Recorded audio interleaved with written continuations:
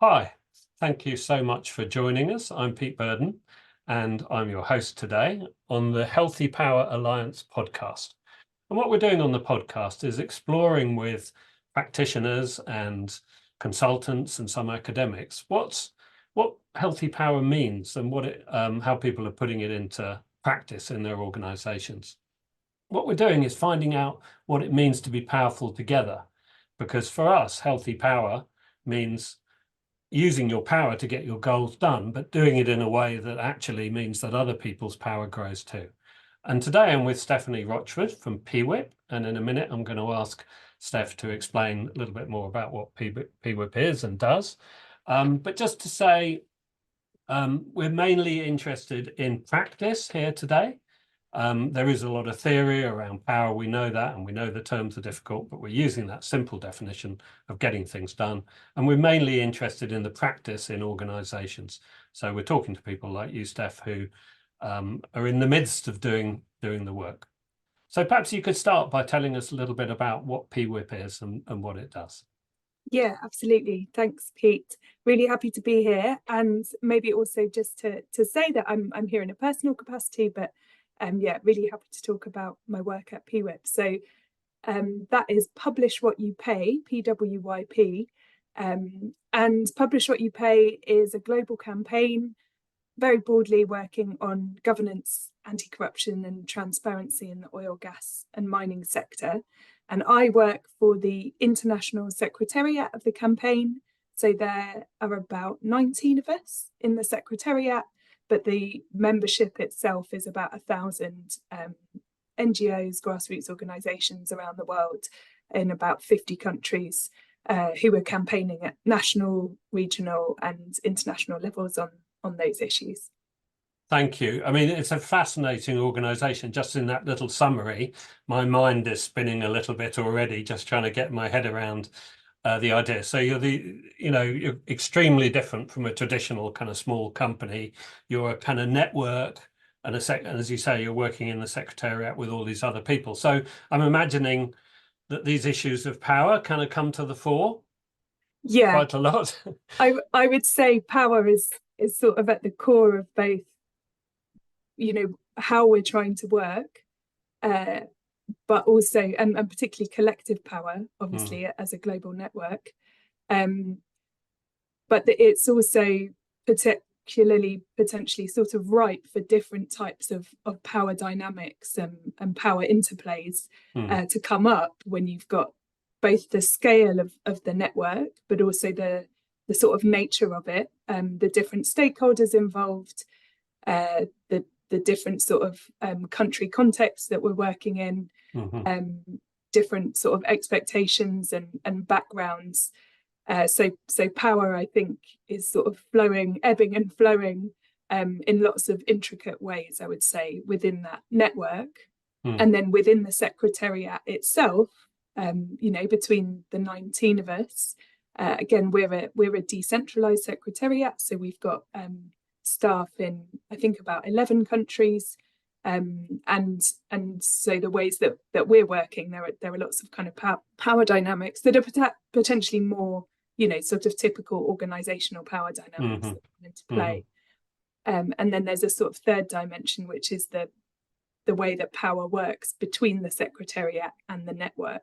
So there's quite a lot going on. There's power everywhere. And can you say a little bit more about your precise role? Because we met doing some work with what I kind of understood at the time, essentially to be the kind of executive team. Yeah. So I'm part of the senior management team. So there's three of us at the moment. So we're all in charge of a particular function of the Secretariat. So I'm the director of member engagement. So I have a team of 6 at the moment who are based around the world, working very closely with the members in different regions. I'm also overseeing our monitoring, evaluation and learning. And then the other directors are looking at communications and campaigns, and then finance and operations. So we're a relatively sort of small senior management team. As I said, there's 19 staff that we're working with in the Secretariat.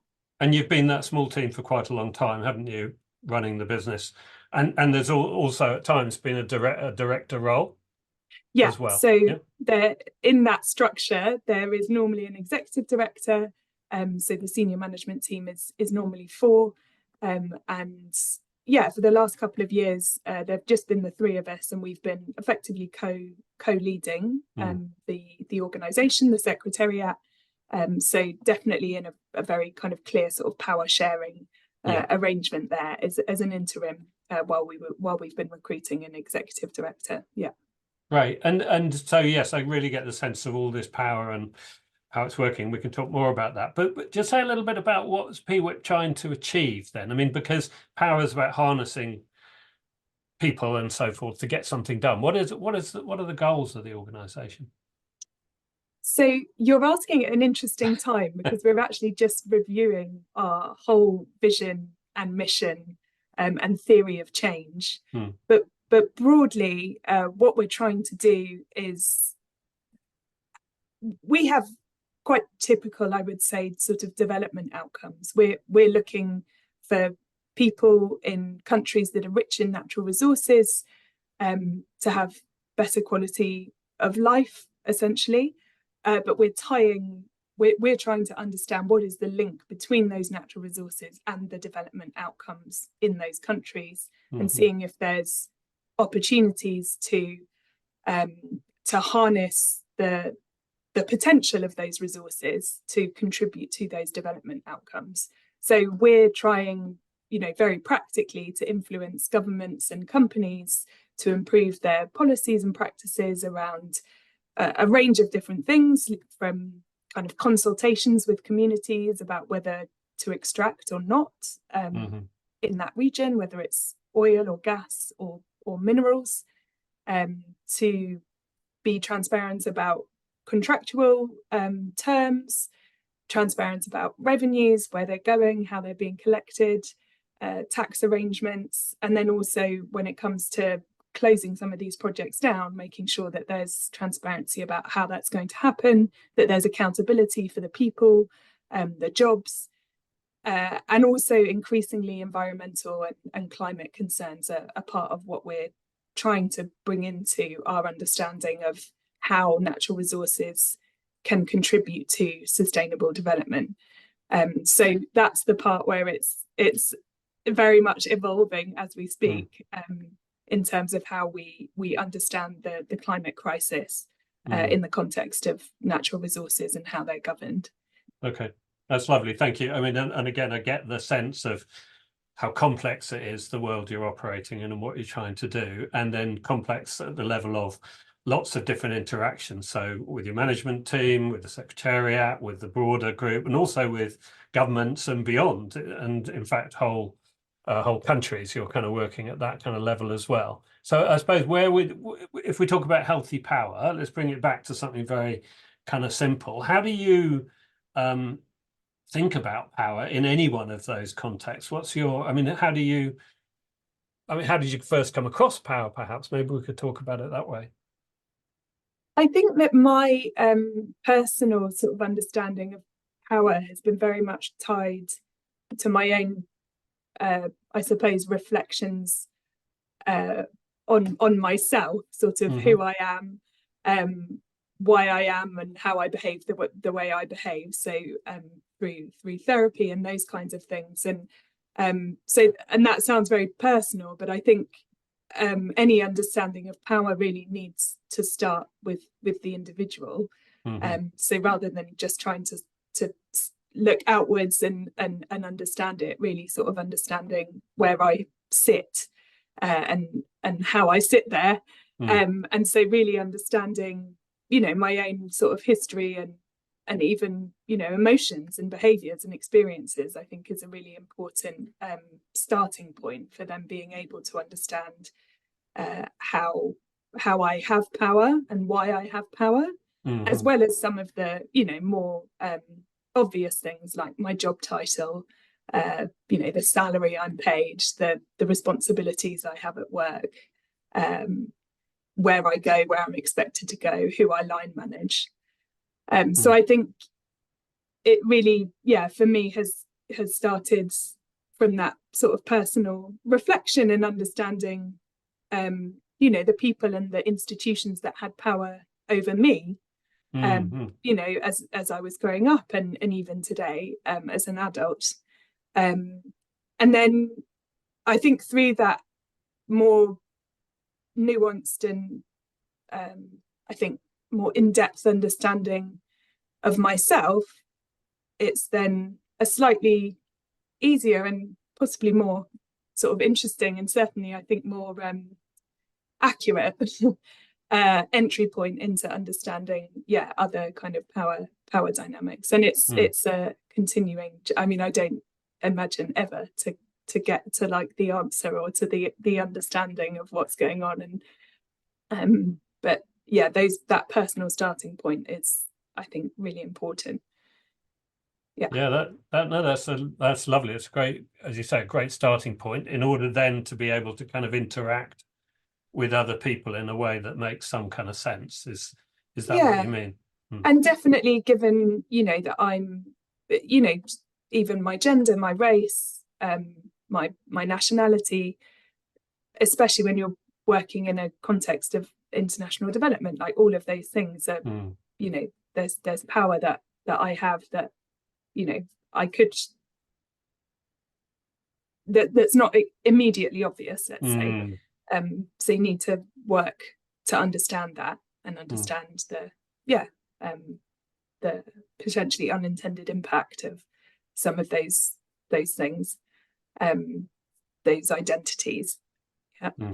So power that comes from the context, from the history, etc., they're inherited kind of things that surround how you act, even when you're acting in a small group or whatever. There are assumptions people absolutely make, stuff like that. The systemic kind of structures that aren't always immediately obvious, but which certainly contribute to that sort of hidden, that invisible power, let's say. Well, lovely. That's really good. And then what about healthy power then? Because we're using this idea that it's possible.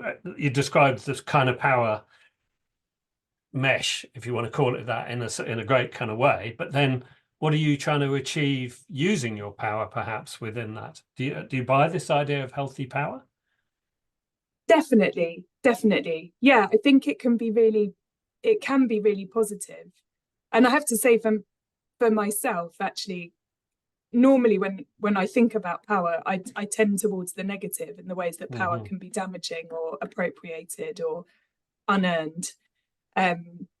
But certainly, you know, the work that we do as Publish What You Pay, it doesn't work if you don't believe that there is a positive outcome, certainly from the power of the collective. But in our context, you know, how you harness that power in a way that's healthy, I think it's very challenging. We've got a number of, well, as I said, the network is very large, it's global. Trying to find common points of, you know, priority and interest can be really challenging. And there's often you know, you have to find ways to compromise. Listening is really important and is particularly challenging when you've got multiple languages and cultures and time zones and all of those kind of things. So there feels like there's quite a lot to overcome before you can get to that healthy power. And in those different dimensions, there are opportunities for certain groups to have power over others. Something very simple, you know, just time zones. For some people, you're always going to be having conversations late at night. For others, it's always early in the morning. And that it sounds a bit trivial, but I don't think it is really, because some people are just advantaged. They can kind of have these conversations in their normal working day, whereas others sort of have to make this different effort just to participate. And so finding ways just to acknowledge some of those things is really important in terms of just recognizing that there are different potentially different outcomes because of those different sort of playing fields, if you like. So even though everybody might ostensibly want to be working towards the same thing, even within that, you've got these different power imbalances which can impact the outcome and the extent to which people feel heard or able to participate.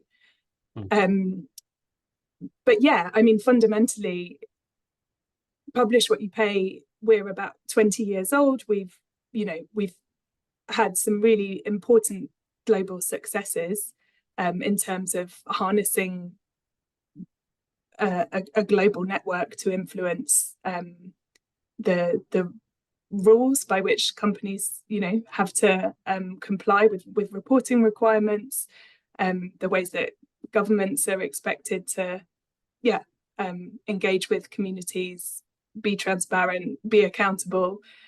So we can point to like very specific legislation at national level and in sort of multinational fora. But we've, there are also things that we haven't managed to advance. And sometimes I think that is because you can get very challenging power dynamics within the network. And those can hold you up and be very distracting. And particularly, I think, in the not-for-profit sector, there's a whole other sort of power dynamic between funders and grantees, and the competition for resources can produce, quite challenging dynamics within the networks, between the secretariat and the network, because we're all competing for the same resources. So I think there's a lot to really acknowledge and to make explicit, I think, perhaps, about power. One of the things that we try to do, or that we've done at Publish What You Pay, we have a governance structure, which is a board, a global council that's elected by the members every 3 years. We've got a similar structure just for the Africa members. And it's interesting because on paper it looks very good, and then the reality of putting it into practice again is something completely different. And we're actually in the process of reviewing all of that as part of our strategic review, because that's really about ensuring that there's ownership of decisions and strategic direction, that it's not all just coming from a group of staff in the secretariat who are paid. We get our salaries to do this. Some members, are in a position where they're earning salaries. Some members are volunteers. So there's a lot of potential for decisions to be co-opted in different parts of the network if we're not really paying attention to it, and really making some of those power dynamics explicit. And Great, thank you. I mean, it's such a nuanced picture. And then talk a little bit about what you do in practice then. So do you, for example, talk about power in the network? Do you say, oh, let's talk about power, everybody? How does that appear? So such an interesting question. Maybe I'll start with us just at the Secretariat. We don't often name it, I would say. But interestingly, just before you contacted me, I'd brought this up in a senior management team meeting, because there's a particular piece of work going on, and I was really trying to understand, are we power sharing or are we just delegating? And I was trying to just think this through with my colleagues. I think we potentially skirt around conversations about power, and that perhaps we could be more explicit about naming it. But we do, we do pay attention to some of those things that I just mentioned. So time zones, different sort of cultural backgrounds and needs. So we try to introduce flexibility into the working day. People work their own hours. We've got colleagues who will take their Friday afternoons off because, if they're in Muslim countries and that's time to go to prayer. there's no expectation that they'd be working at those times. And those seem like little things, but I've talked to people in other organizations where that's not the culture. And so maybe, you know, I think they're worth, again, just being really explicit about. So yeah, I think we're trying to talk about that more. And the fact that I and the other two directors have been co-leading for the last couple of years has also just shown us, I think, what it looks like to share power, even if we haven't really kind of written a manual for it, right? It's sort of just evolved. And my sense of what's really worked there is being driven by collaboration, and just really taking that view that we don't have all the answers, and just being really open to that. I mean, it helps that we get on very well, and that we're situated very closely. We have similar backgrounds, so I think we can, you know, work quite well together in that power sharing setup in ways that might be more challenging in other contexts. But then to go to the network, as I mentioned, we have a global council, and we've got an Africa steering committee, the same kind of setup, and that is how we try to share power as the Secretariat. The extent to which that's successful, I think, is debatable sometimes, and again, it's related to how much time and resources people have available, and there is a difference when you're working with some paid staff and with some volunteers. And we're trying now to consult on our strategy, and one of the things we've noticed is that we're not getting very high response rates through surveys, for example, and so we're really trying to take time, step back, and think about, okay, well, how are we going to do that differently? How are we going to source these inputs and make sure that they are genuine, not just commanded, and that people feel, you know, actually invested in the development of our next strategy, because they can see what the benefit will be for them in their context.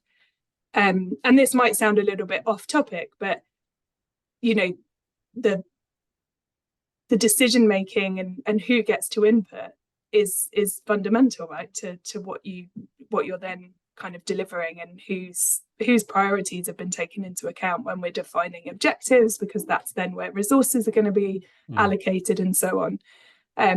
So that's the other thing I guess I would say, is being really intentional about taking time, I suppose, and not rushing things. I think certainly power, one way to disrupt negative power, I suppose, is taking that time, just to really interrogate different assumptions that that might not be obvious, and then being really open to, you know, rethinking and challenging what you thought was the best approach. So you mean slowing down and just taking the time to explore all of this and encouraging other people to do that as well? Is that what you mean? Yeah, definitely. And slowing down is really hard to do particularly in our sector. And I think it has to come from the leadership, that setting that culture, and that is potentially a way to make sure that you are building healthy power. This is lovely, Steph. Thank you. So many kind of interesting words you've kind of dropped in there, like, you know, you talked about collaboration, and can I just then check? So do you also then think about competition as being, you know, and which is almost a kind of cultural or a contextual way of thinking, isn't it? What I heard was that you're keen, and you do this with the management team, you're approaching it all from a collaborative kind of perspective, and not a competitive perspective. Is that right? Yeah, that's interesting. I'm just trying to sort of compute the idea of competition. Well, you were talking about how actually sometimes you are competing, because you're competing for funding from for the funders, resources. for resources, I for think it really example. comes into play there with the resources, and that's a really, really delicate balance to strike, and we haven't always got it right, certainly at the Secretariat. And again, these power dynamics come into play. We're in a position where we're quite attractive to certain funders, because we can be like a through funder, so we can subgrant some of their money, but it means that people we're working with are sort of one step removed from the sort of real sources of funding, and we then have quite a lot of decision making about where resources would go at the Secretariat. And yeah, I think you gain the power that comes with that as well, don't you? That's the totally. I mean, unfortunately, the resources are a huge part of how you can be powerful. Well, I think they can be a huge part of how you can be powerful. I think there are networks out there that are really challenging that notion, and the whole kind of idea of sort of solidarity movements, I think, actually doesn't hinge so much on financial resources. But certainly the way that Publish What You Pay evolved, we definitely had that more traditional kind of donor funded approach right from the beginning. And yeah, so I think that is where the competition comes in, and there's a limit, I suppose, to what we can do about that, apart from, as I said, just being really just acknowledging it, right? Acknowledging some of those tensions and the dynamics. So again then, so it's lovely, fantastic overview, thank you. And then just again trying to bring it more into practice. So we've talked about how you talk about it, you might not use the words power very much, but you definitely acknowledge all the kind of practices that play into power. If you think about your management team maybe, or the Secretariat, can you think of examples of where, specific examples of where power, what you've done, I suppose, that have helped with power and health and moved things towards healthy power, or maybe things you did that moved it in the opposite direction? I don't know. So at the Secretariat, some of the things that we've been trying to do are essentially making decision-making a sort of communal activity.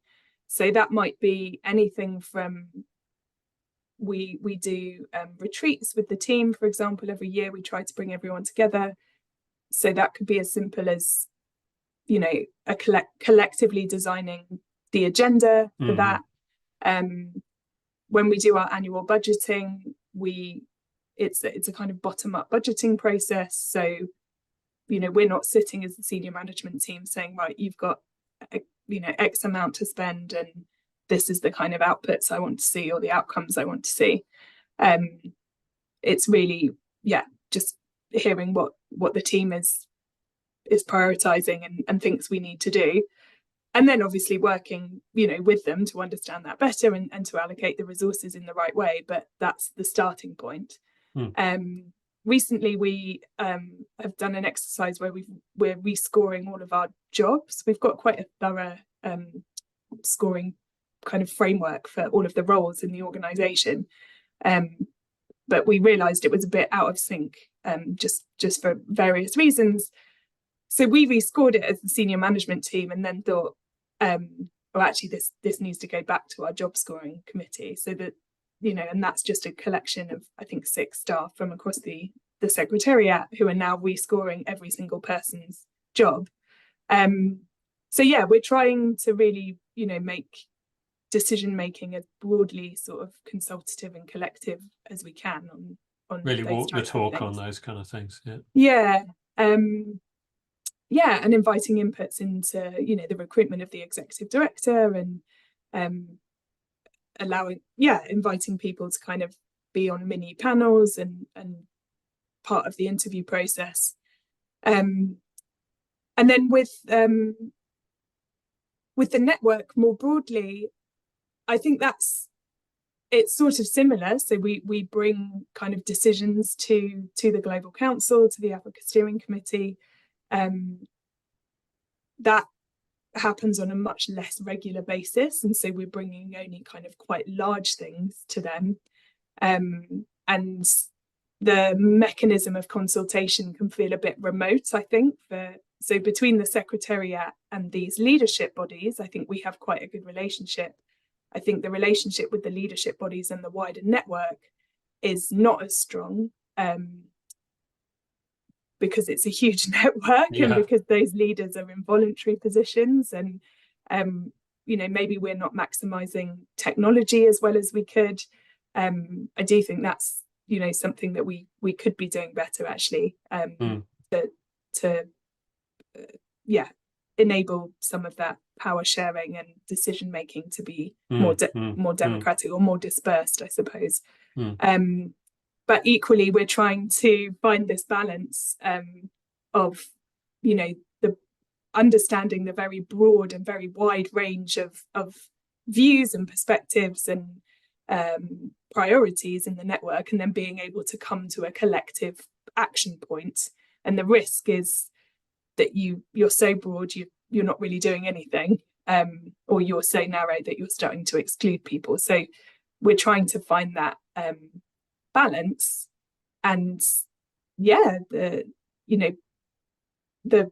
have quite a lot of power, I would say, in even treading that line, right? So I think actually in practice it is really, for us, it's very much around consultation and decision making, and really making sure that people are feeling heard, and even if their preference isn't what ultimately we move forward with, that they've had the opportunity to weigh in. And we have had feedback from staff surveys recently that is appreciated and valued. We haven't kind of done surveys in the same way with the wider network, but I think and I think there are varying sort of views, I would say, across the network about the extent to which those consultations feel kind of genuine. And I was gonna say that. I mean, and you mentioned it earlier, that even if you ask people, you don't necessarily know, because of the power context. You don't know whether they're really telling you what they really think, or whether there's something else going on. Absolutely. And we can consult, but we're also in the position to even have chosen how we consult. Is it a survey? Is it a focus group? We've decided what the questions will be. So you can kind of, all of those things, again, unless you really are explicit about understanding, well, that puts us in a position of power even to start with, then I think those things can really get sort of hidden. But I feel that it's sort of almost like an everyday piece of work to really recognize like where power is at play, and then managing that and not kind of getting so overwhelmed that you just sort of give up on everything and say, well, this is too hard, I'm going home.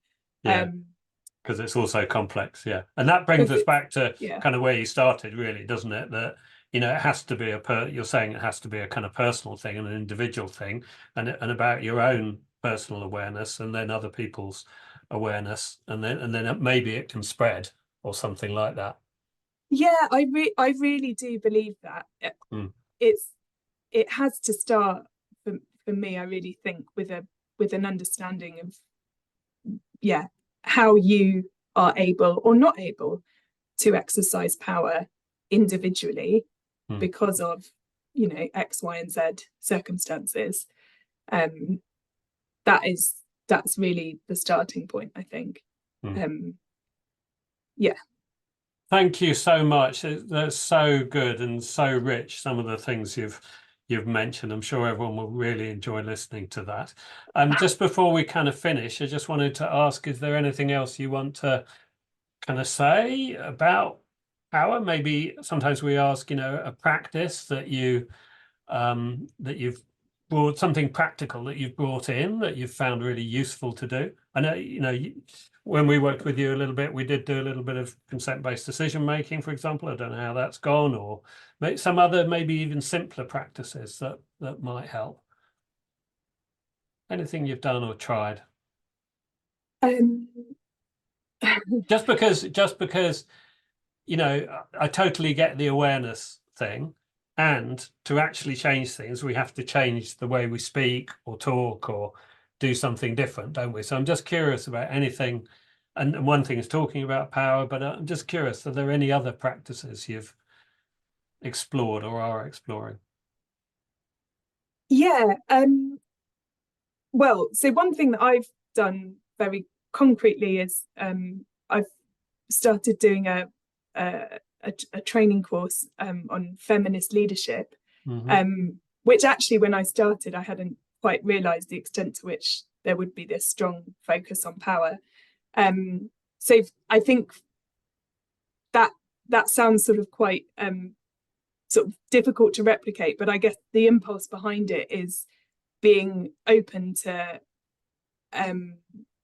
you know, to learning essentially, and to that continuous sort of inquiry, particularly with that focus on the fact that I am in a leadership role, and recognizing that I really need to take responsibility for that, and for understanding you know, what the implications are for the people I'm working with, but for me, and how that power plays out. I guess on a more practical level, I've asked colleagues, I've started asking colleagues to help me, to sort of call me out if they feel that I'm kind of dominating. So I have a tendency to dominate conversations. So that's just something really practically that I've asked my peers to do. And then it's difficult because there's a power dynamic, but with my direct reports, I also try to really to own mistakes and acknowledge them very explicitly, and ask for feedback. That can often, you know, come across as disingenuous. I hope it doesn't, but yeah, so that's what I try to do, is ask for help, really. Lovely, fantastic. Thank you so much. That's very good. I'm just wondering if it would be okay to invite you back in about a year's time from now and kind of see how it's going. Would that be okay? Absolutely. Yeah, definitely. Lovely. Well, thank you so much. I really appreciate your time. No, thank you. And that's kind of all from us for today. We'll be in touch with you, various people out on the network, with more episodes as they appear. But lovely to spend time with you, Steph. Thank you ever so much. And you. Thanks, Pete.